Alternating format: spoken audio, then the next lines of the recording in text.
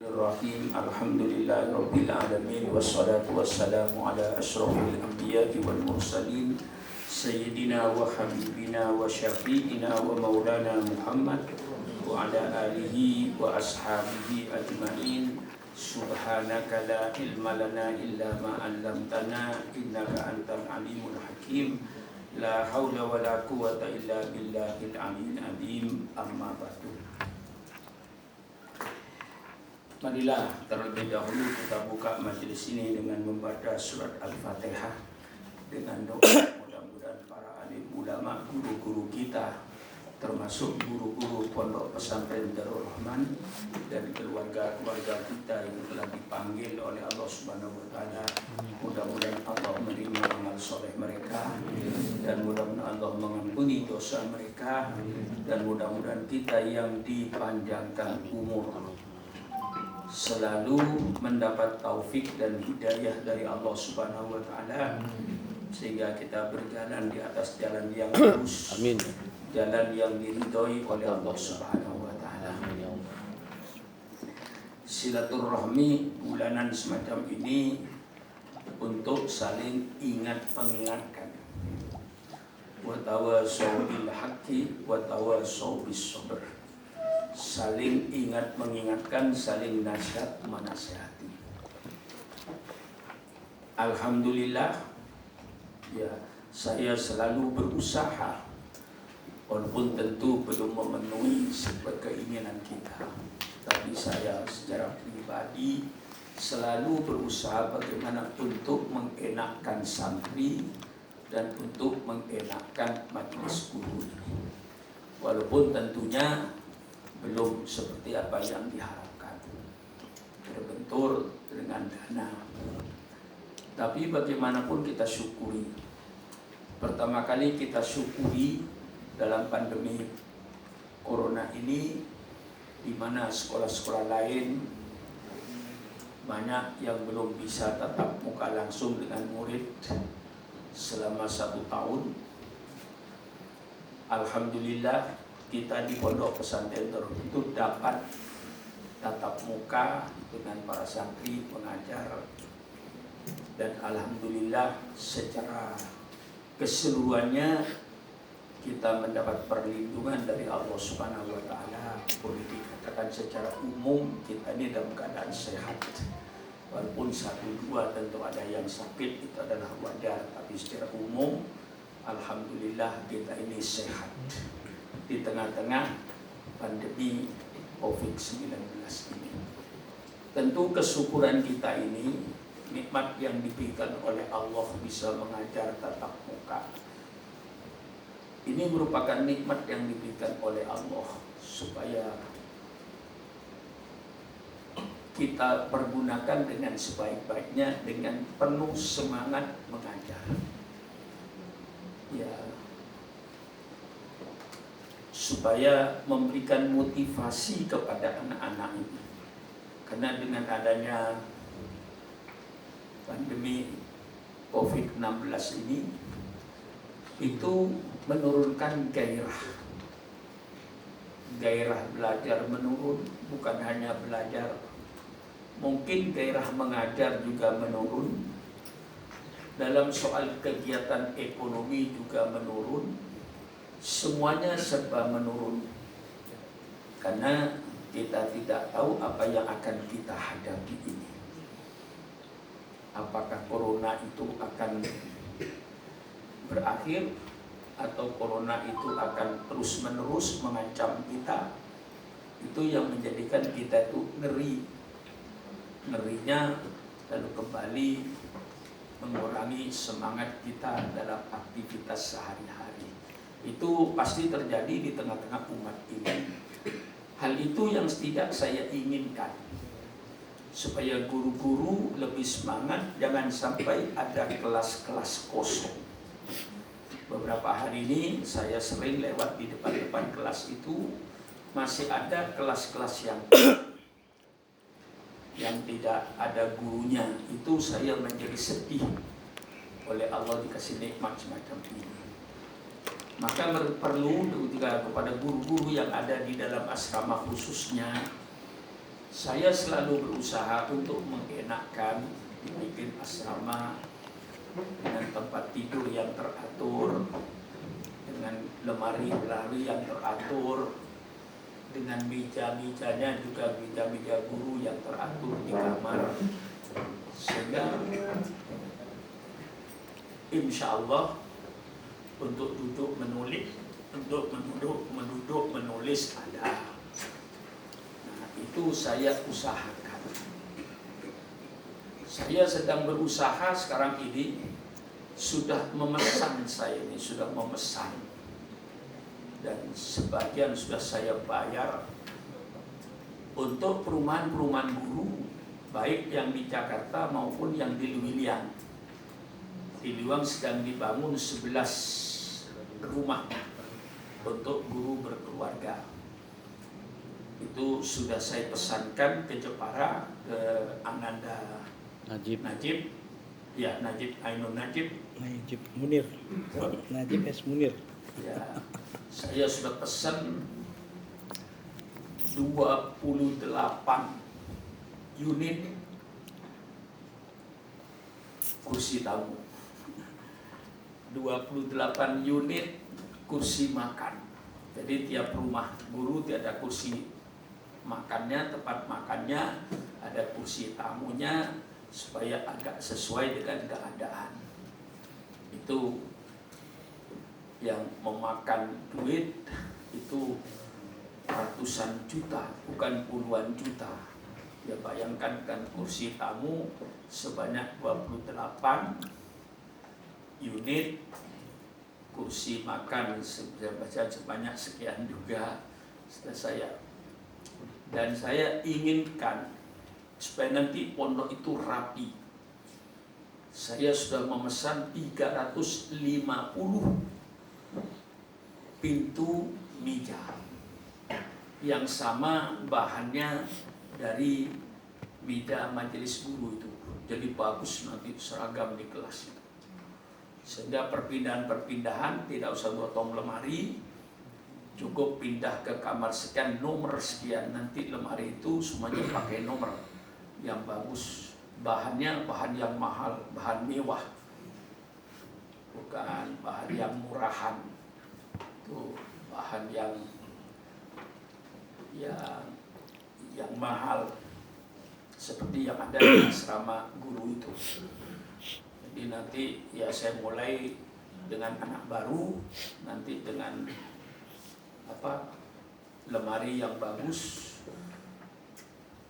supaya nanti serba teratur, tidak macam-macam bentuk lemari. Dan itu ya saya bilang sama Munaki, dan Munaki siap nanti jaminannya kalau rusak dia perbaiki tanpa bayar.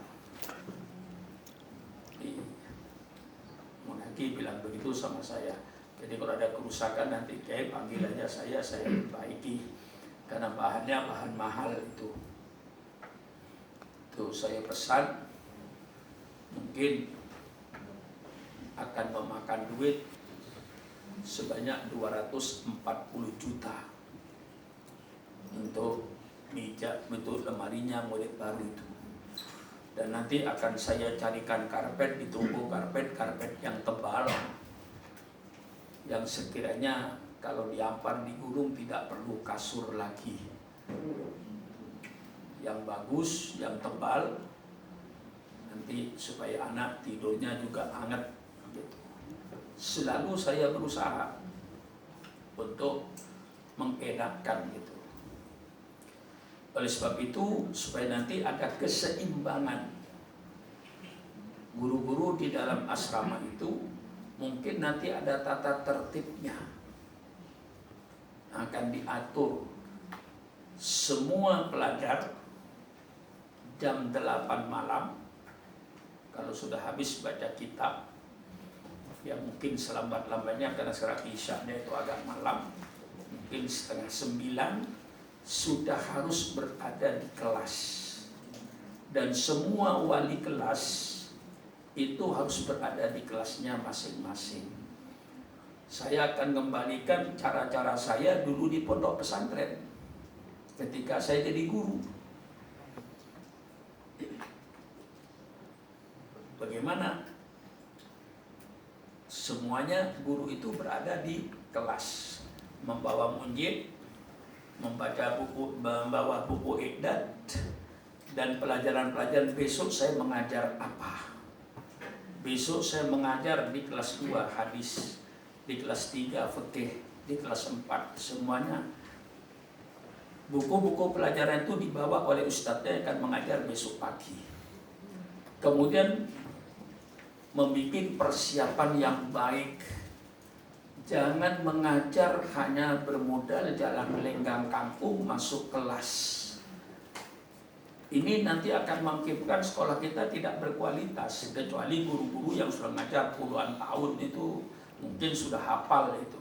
Tapi untuk guru-guru muda yang ajar 1 tahun, 2 tahun, 3 tahun, 4 tahun, 5 tahun, itu masuk kelas harus dengan persiapan. Besok saya ngajar di kelas mana, mata pelajaran apa. Ustadz itu sudah membawa semua buku-buku pelajaran, besok pagi akan dia ajarkan. Kemudian di kelas bikin persiapan. Besok saya mengajar mutola'ah di kelas 2, Qiraatul Rasidah misalnya. Judulnya apa? Judulnya ini, mufradatnya saya persiapkan dengan bawa munjid atau bawa al-munawwir. Sebaiknya bawa munjid. Munawwir itu dipakai dalam keadaan darurat. Mengapa saya paksakan pakai munjid mufradatnya itu? Untuk memperkaya perbendaharaan mufradat, bukan duit. Untuk memperkaya perbendaharaan mufradat. Yakin kalau santri saya ini mempunyai 500 lebih mufradat sampai 1000 mufradat, insya Allah untuk baca kitab tidak ada kesulitan. Terus dimatangkan nahwu dengan sorofnya. Kadang-kadang anak itu tidak ngerti apa artinya mi'at. Itu menunjukkan karena sorofnya tidak matang. Kalau sorofnya matang, dia mesti tahu bahwa itu dari wa'adaya itu.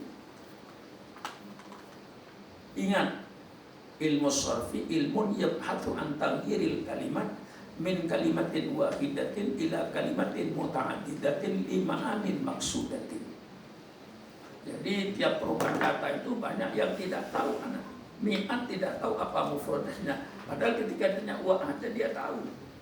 Nah itu menunjukkan bahwa sorofnya mentah dia. Sorofnya mentah. Maka itu dalam ilmu sorof itu betul-betul diperdalam anak. Supaya ngerti perubahan-perubahan taghyirul kalimat itu. Yang disebut siwah. Jadi supaya menguasai siwah-siwah itu. Ini siwahnya fi'lul madin, ini siwahnya fi'lul mudhari', ini siwahnya masdar, ini siwahnya masdar mim, ini siwahnya ismul fa'il, ini siwahnya ismul maf'ul, dan seterusnya sampai ismul alah. Ke-11 itu ismul alah itu. Dari situlah letaknya hebatnya bahasa Arab, karena ada ilmu sorofnya itu yang tidak dimiliki oleh bahasa lain. Ya bahasa Inggris ada, cuma tidak selengkap bahasa Arab.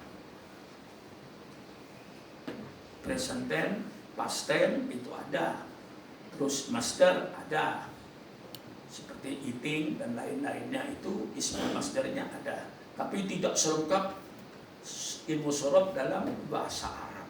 Itu hebatnya bahasa Arab, unggulnya bahasa Arab. Nah, itu harus pada anak ditanamkan dengan sebaik-baiknya. Jadi kalau wali kelas itu jam 8:30 masuk kelas dengan bawa buku kitab-kitab yang akan diajarkan besok pagi dengan persiapan yang matang, itu insya Allah anak itu mantap diajar guru yang semacam itu. Jangan ada guru yang masuk kelas sampai di mana pelajaranmu. Berarti dia tidak tahu. Sudah tahu dia, besok pagi ini judul yang akan sampaikan, nahwu ini yang akan sampaikan. Ya. Oleh sebab itu saya pakai nahwu wadih. Tidak hanya pakai jurumiyah saja, cuman kadang-kadang terjadi selip. Selipnya apa? Jurumiyahnya atau ibritinya lebih jauh daripada nahul wadihnya. Mestinya itu harus berseimbang. Mengajar itu harus seimbang gitu. Karena kalau tidak, nanti nahul wadihnya belum sampai, ininya sudah lari. Kalau perlu diperbanyak latihan. Paling bagusnya pelajaran nahwu surah itu latihan. Bukan ilqa. Lain dengan tafsir misalnya. Kalau tafsir ya bisa ilqa, mutola'ah bisa ilqa, lebih banyak daripada tamrinnya. Tapi kalau pelajaran nahwu surah itu harus lebih banyak tamrin daripada ilqa-nya. Kalau ingin anak mantap, ini saya berikan petunjuk berdasarkan pengalaman saya. 1 kali ilqa surah, tamrinnya 3 kali. Mateng anak itu. Dan untuk membuat persoalan surah itu gampang. Kasih 1 kata. Masjidun, isi yang lain. Kasih titik-titik. Kasih anak. Kalau itu banyak latihan. Karena itu yang namanya ilmu sorof itu lebih banyak simai daripada yang qaidah. Seperti doroba yadribu misalnya. Mengapa dibaca doroba yadribu? Simai itu. Seandainya baca doriba yadribu gimana? Ya nggak apa-apa. Cuman orang Arab kalau doroba itu yadribu gitu loh. Orang Arab maunya ya kita ikut maunya orang Arab. Sajada yasjudu. Tidak sajada yasjadu. Dari mana itu kaidahnya? Ya, simai dari orang Arab. Nah, disitulah. Karena ini simai harus banyak latihan dalam ilmu sorof itu. Jadi ilmu sorof itu sebenarnya kedudukannya cuma siwah dengan bina. Selesai. Sudah tahu siwanya, sudah tahu binanya, selesai. Nah, di bina itu nanti yang akan bahasanya panjang. Kalau sudah bina menyangkut misalnya sohih salim, ada sohih salim, ada sohih mahmus, ada sohih salim. Nanti kepada apa yang dimaksudnya harful illah itu lalu menjadi banyak, menjadi mithal, menjadi adwaf, menjadi mu'talul akhir, nakis, lalu menjadi halafid makrun, lafid makrun, lafid mafrum. Itu saja. Kan begitu. Ya. Tidak lebih dari itu sudah. Itu dimatengkan anak itu. Matengkan dengan latihan. Jadi kalau yang mengajar seperti nahwu sorof itu harus guru yang rajin koreksi. Kalau nggak kasih koreksi ya tersul adab saja. Mafudot. Nah, itu tidak banyak koreksi, tapi latihan tetap harus ada. Nah, itu yang saya minta. Jadi pada guru-guru saya minta supaya anak itu aktif belajar, jangan ada belajar di kamar. Belajar di kamar mesti tidur. Kalau di kelas masih lumayan. Pimpinlah misalnya dari 8:30 guru sampai kepada jam 10:30. Jangan lebih dari itu supaya mereka bisa tidur. Nah, sekarang subuh alhamdulillah sudah 4:30 lebih. Subuh 4:30 lebih. Jadi kalau ada bangun jam 4 ya jam 4 kurang 1/4 masih longgar waktunya itu. Nah, itu supaya semuanya bisa teratur. Sampai saya berpikir nanti gedung baru di depan kamar mandi itu tidak ada kelas itu. Tahun depan Satofal tidak ada kelas itu. Semua jadi tempat asrama. Mengapa? Ya kan saya berpikir nanti kalau situ jadi kelas kayak seperti sekarang ini, itu kelas semua itu. Kebetulan ngajar di kelas paling ujung. Jam keduanya di kelas putri. Ya sudah, jalan kaki supaya situ balik lagi. Itu saya perhitungkan. Maka tuh tahun depan tidak ada itu. Semua itu jadi asrama. Nah, saya siapkan lagi kamar mandinya. Ya mungkin di sinilah kamar mandi yang mewah itu, pakai beton. Itu saya perhitungkan 50 kamar mandi. Kemudian buang kotorannya sudah saya perhitungkan. Semua itu saya yang merancang itu. Buang kotorannya saya bikin kolam 3 kali 6 meter kali 3 meter dalamnya. Itu nanti saya kasih ikan lele. Lelenya dimakan satu. Ya, urusannya bukan urusan saya. Tapi yang ternyata Gemuk-gemuk. lele yang 3 kilo itu oleh guru-guru William itu dimakan, katanya enak sekali daging. Woi. Ya tidak usah cicil, itu namanya sirkulasi buatan alam itu. Iya. Udah berubah Itu bentuk. bukan kotoran. Ya, kalau mau begitu, pohon pisang, kalau kita pupuk dengan kotoran kita, yakin buahnya gede-gede itu. Apalagi cicik. Sudah diproses, sudah Allah yang punya aturan itu. Ya, kalau jijik itu gampang. Orang Tasik itu, kalau saya mau ke Tasik Malaya dulu, paling ketika saya sering-seringnya ke Tasik Garut, itu karena dia sepanjang saya lewat, kan mesti empang. Empang itu kan untuk desa, bukan untuk pribadi. Semua orang kampung ya ke situ, buangnya air. Dan ikan emas itu sudah tajam perasaannya. Asal ada orang lewat saya di tangganya, dia sudah kumpul. Belum habis, bersih. Dikeroyok satu itu dengan ikan emas 5 biji, habis, bersih. Nah, itu nanti saya bikin seperti itu. Mengapa yang di situ kotor? Karena dasarnya di situ tidak dicor. Dasarnya itu tanah, Lumpur. jadi tanah. Kalau ini air di atas selalu ada, tentu ini menjadi bubur. Apalagi ikan itu ikan lele itu galak gitu, nyusur ke bawah. Akhirnya kadang-kadang sampai setengah meter itu lumpur. Nanti kita angkat lumpur lagi selama tidak.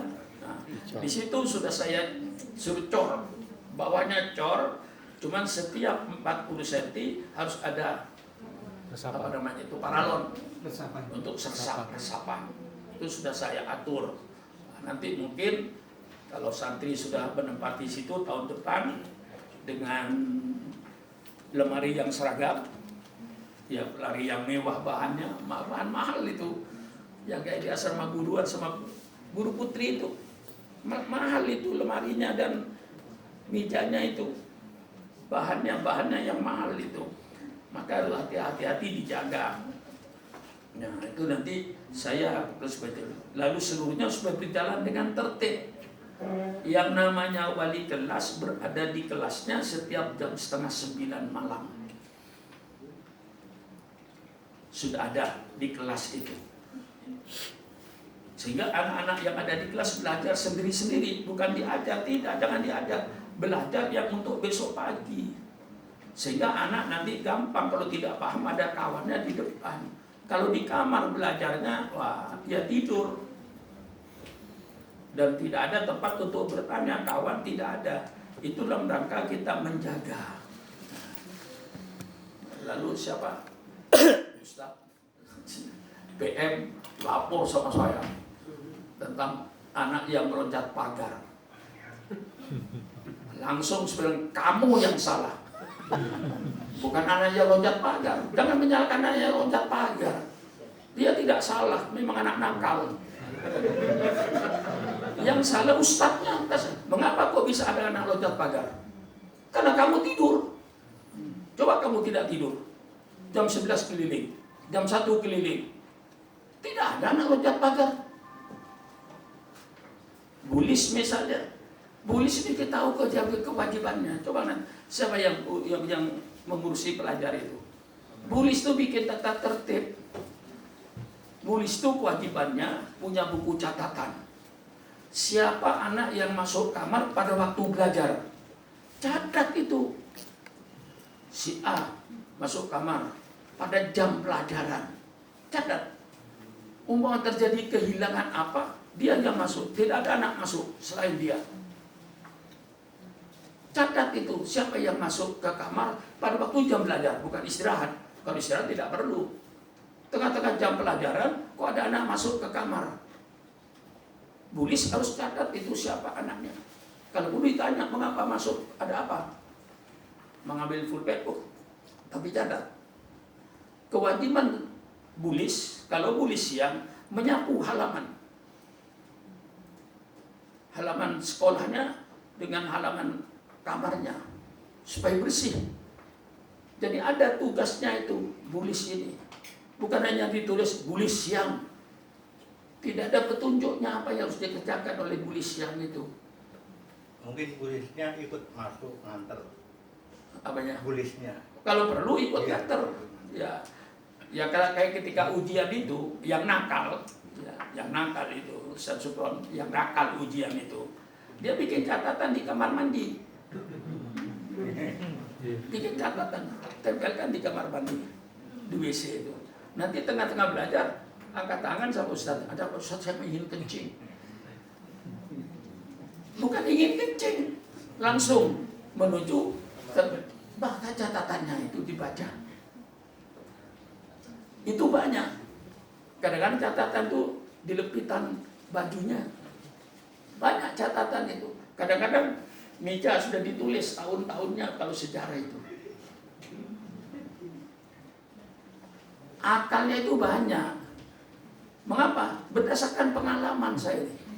Saya jadi ustadz lama, jadi tahu cara nakalnya itu. Ya pengalaman itu ada dua. Ada pengalaman yang namanya dari dirinya sendiri. Tadi ada pengalaman berdasarkan orang lain. Tidak selamanya pengalaman dirinya sendiri. Bisa pengalaman berdasarkan orang lain. Nah disitulah kita itu harus kewajiban bulis malam. Tata tertib. Bulis malam ba'da maghrib tidur. Jam 10 dibangunkan oleh keamanan atau ustadz. Siapa yang bulis? Bangunin. Sudah jam 10. Nah, jadi bulis itu suruh tidur, bulis malam itu. Dari jam maghrib sampai jam 10, tidur. Nanti keamanan berkewajiban menamnata. Lah, setelah mau bertugas, keamanan beri petunjuk. Bulis malam kewajibannya keliling pondok. Belikan baterai yang jarak jauh. Kerjaannya keliling. Jam 11, jam 12 malam ke Empang situ bolak-balik di bawah dapur itu. Saya kira kalau bulis bolak-balik di situ tidak ada anak loncat pagar itu. Jangan menyalahkan yang loncat pagar, yang salah bulis. Mengapa kok ada anak loncat pagar? Ini selalu laporan saya yang disalahkan Kiai Musafa. Hanya yang loncat pagarnya yang disalahkan. Itu Pak Masuri masih hidup itu. Coba tanya, bagaimana ketika saya jadi guru di Gontor? Jam 2 malam saya bangun kadang-kadang. Pak Uri nanti malam ini jam 2 malam bangun ya. Iya Pak Sur. Bangun jam 2 malam. Keliling saya. Tempat-tempat tidur anak ini. Kalau ada anak yang bangun, alhamdulillah. Kalau tidak ada anak yang bangun, anak yang tidur saya bangunin. Kum. Ada saja yang saya suruh. Itu, coba sapu itu pindahkan. Masa sapu di situ tempatnya? Kadang-kadang, tuh jendela masih terbuka itu, tutup. Anak lagi cerita, wah semalam jam 2 malam, Pak Supron keliling. Jadi anak punya perasaan kalau itu diawasi. Itu tanpa perintah Kaiser kasih itu. Saya dengan Pak Uri yang punya inisiatif, kenapa? Mempunyai amanah. Kalau istirahat kedua, saya mesti keliling pondok. Kayak itu ada penyakit jam 11. Jam terakhir itu banyak yang tidak masuk anak itu. Tapi gurunya kadang-kadang tenang aja. Muridnya setinggal separuh dari ikhlasnya guru. Sampai tidak memperhatikan muridnya. Kalau saya enggak. Saya masih ngajar di kelas 6. Mungkin ada guru-guru masih ingat, tidak ada anak kelas 6 sakit istirahat kedua itu. Dan tidak ada anak kelas 6 sakit. Apa kata saya? Kasih tempat tidur di belakang itu. Yang sakit suruh tidur di situ. Daripada tidur di kamar, masih mendengar suara saya, pasang kupingnya, kamu merem nggak apa-apa kata saya. Kasih teh, minuman, dia sakit, jangan diganggu di belakang itu, di kelas itu. Kasih bantal, kasih tempat tidur, daripada tidur di kamar, mendingan tidur di situ. Akhirnya begitu tidak ada. Sakit jam 11, anak kelihatannya kok sedikit ini, mesti ada yang tidak masuk. Cari, gotong, angkat, berempat, letakkan di belakang itu, jangan diganggu. Kasih tempat di belakang itu. Karena ada rasa tanggung jawab. Lah ini guru-guru tidak. Ngajar-ngajar aja. Tidak pernah. Itu kok tidak masuk kemana? Itu dari ikhlasnya guru. Ikhlas atau tidak tanggung jawab. Lah ini saya ingatkan sekarang ini. Supaya seluruhnya itu ada kepedulian. Ini kepedulian ini yang penting. Jangan anak tidak masuk, gurunya diem. Anak tidak masuk, gurunya diem. Tidak pernah menegur. Siapa yang tidak masuk? Siapa kemana? Sakit apa pulang? Itu wali kelas juga harus memperhatikan. Jadi pulis malam itu dikasih tugas. Dikasih. Ba'da maghrib, semua pulis malam diharapkan untuk istirahat tidur. Jam 10 nanti dibangunkan oleh keamanan. Kalau keamanan atau majelis guru yang ada kaitannya dengan keamanan, siapa pulis malam hari ini? Nah, sebelum dia pulis, dia kasih nasihat, kamu jaga di sini, kamu mundar-mandir di belakang ini dengan baterai ini. Jadi duduk, habis duduk 1 jam, baca-baca buku, keliling lagi. Mungkin nanti di situ bikin pos di pojokan itu supaya bisa istirahat itu. Mungkin nanti saya bikinkan pos pojokan itu, so, duduk di situ, jangan lama-lama, duduk setengah jam, jalan lagi dengan baterai selalu dinyalakan, diputar baterai itu. Jadi orang luar tahu kalau itu waktu ada jagaan di pondok itu. Semuanya itulah yang akan menjadikan kita aman. Karena merasa diawasi. Sama dengan murid gurunya ngajar. Di belakang murid itu lempar-lemparan.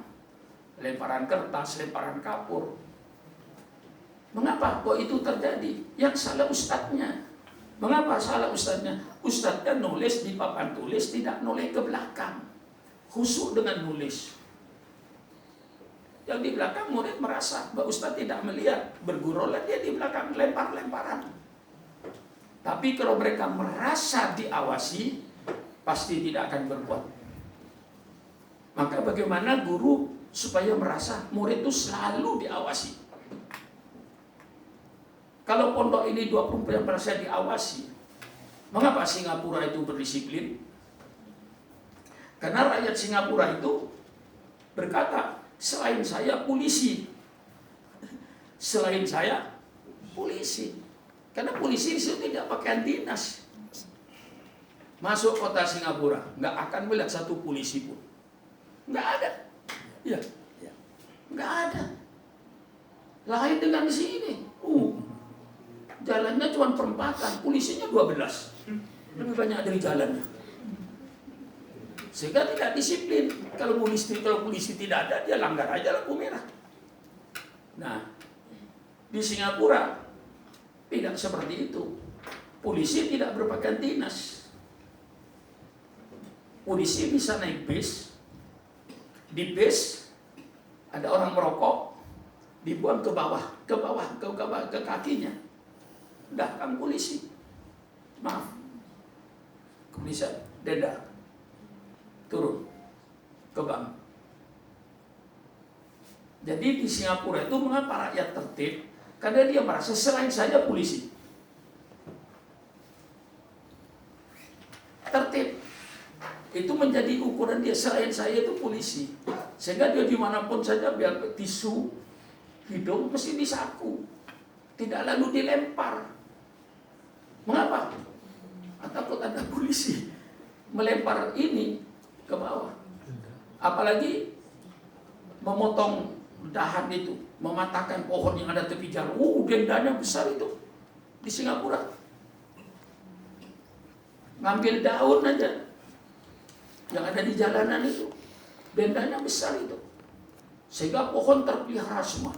Dan kamu saudara masuk Singapura, tidak ada pohon yang ada dahan keringnya itu nggak ada. Mesti dibersihkan semuanya. Nah, kita menginginkan berdisiplin semacam itu. Maka nanti bulis dikasih peraturannya oleh majelis guru. Jam 10 bangun, kasih petunjuk menjaganya. Nah, kemudian subuh anak keluar dari masjid, dia boleh tidur. Nanti selesai istirahat pertama masuk kelas untuk bulis. Dan pilih bulis jangan anak yang terlalu kecil. Anak kecil, kemudian saja lewat takut. Dia sudah jadi bulis. Maka enggak keliling, takut pakai di situ saya. Loh, kok jadi bulis? Itu harus diteliti yang jadi bulis. Paling tulis itu kelas boleh anak kelas 3 sanawiyah, tapi yang kira-kira dewasa, yang sudah besar. Paling tidak minimal kelas 4 ke atas. Jadikan bulis itu. Berapa bulis? Jangan banyak-banyak. Katakan 4 orang. Semuanya tugasnya itu ada. Kalau bulisnya bekerja dan ustadz sewaktu-waktu keliling, insya Allah Ustadz PM yang meloncat pagar itu nggak ada. Saya jamin nggak ada. Nggak ada. Katanya masih loncat pagar di situ, loncat pagar di situ, loncat. Ya saya bilang jangan menyalahkan mereka. Mereka kan anak nakal. Sudah gitu pekerjaannya dia. Yang penting, mengapa dia kok bisa meloncat pagar? Apa sebabnya? Nah, ya sebabnya kesalahan kita. Kesalahan majelis guru. Tidak ada rasa untuk kontrol jam 2 malam, tidak ada. Untuk rasa ini tidak ada. Pokoknya cuek lah. Nah, disitulah. Nah, kalau saya dulu ketika jadi guru, tidak cuek. Apa yang saya katakan nanti kalau ketemu Pak Masuri, cerita itu. Benar yang dikatakan Pak Suran, Pak Masuri. Pak Suran cerita begini, kalau jam 2 malam kalau yang bukan wali kelas keliling. Misalnya ada yang bukan wali kelas keliling. Nah dulu begini keliling. Saya jangan sampean Pak Masuri. Sampean cari kelompok lain. Saya nanti dengan ini, dengan ini, dengan ini. Paling tidak 3. Saya misalnya dari sini keliling mulai dari pojok sana sampai ke Asrama Putri. Nanti Pak Masuri mulai di Asrama Putri. Nah, kalau nanti bertanya bahasa Inggris kepada saya, anak-anak, tapi jarang anak bertanya bahasa Inggris kepada saya.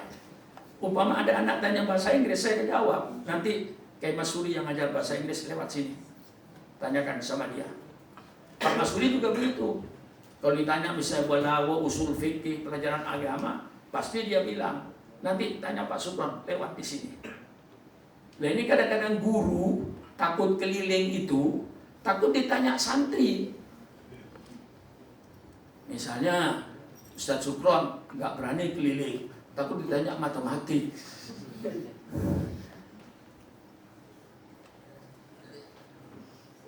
Tapi karena saya kira murid itu sudah tahu kok. Kalau bertanya ini nanti saya Pak Supron. Nah, karena selalu begitu, nanti malam berikutnya anak-anak sudah tahu nanti kalau usul fikih tanya Pak Supron. Nanti kalau pelajaran balaghah kelas 5 tanya Pak Supron. Nah, juga kalau bahasa Inggris tanya Pak Huri. Kalau matematik tanya ini. Jadi ketika keliling itu jangan sendiri-sendiri. Apalagi kalau partnernya bersama. Ini bahasa Inggris ada, ini agamanya kuasai 3 orang. keliling bersama 3 orang. Ketika ditanya bahasa Inggris tinggal nunjuk, nih tanya Ustadz ini. Ditanya bahasa Arab, tanya ini Ustadz ini. Jangan takut keliling. Takut keliling itu juga saya tahu sebabnya.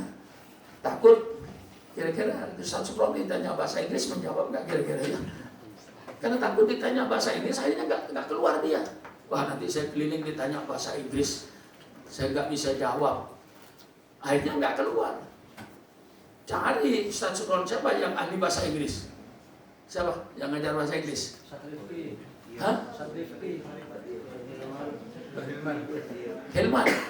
Ajak. Ustadz Hilman bersama saya keliling. Sudah enak 2 ini. Ditanya Sukron kasih sama Ustadz Sukron. Ustadz Sukron dikasih bahasa Inggris, kasih Hilman. Enak. Dan murid juga puas. Apa kehabisan cara. Kayak Faisal yang ditakuti apa?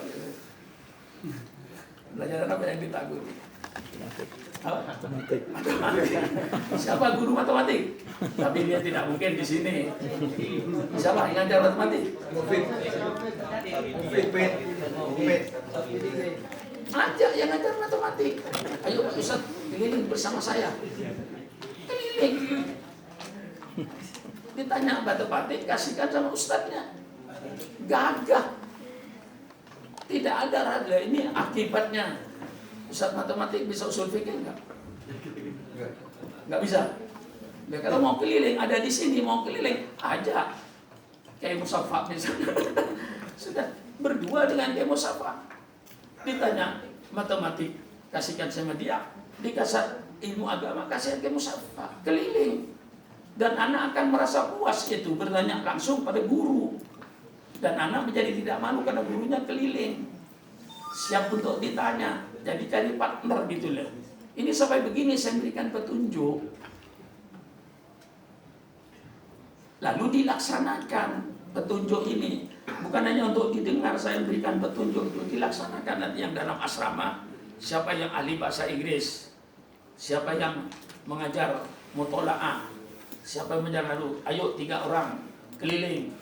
Dari ujung asrama putra sampai ujung asrama putri. Walaupun di sini ada wali kelas yang duduk di atas kursi sedang bikin diktat, sudah masuk ke kelas itu keliling aja ikut periksa. Jangan sudah ada wali kelasnya cuek, enggak. Masuk, walaupun ada wali kelas duduk bikin diktat, masuk saudara. Keliling di kelas itu keluar, masuk kelas lagi keliling keluar. Kalau ini dilaksanakan, insya Allah pondok ini kualitasnya tidak akan menurun. Tapi kalau tidak hanya cuek-cuek saja dibiarkan anak belajar di kamar belajar macam-macam tidur, tidak ada yang memperhatikan, ya akhirnya kita ini kalah dalam berpacu. Kalau kita kalah berpacu, ya kita tentu binasa. Kan sudah sering saya katakan fastabiqul khairat.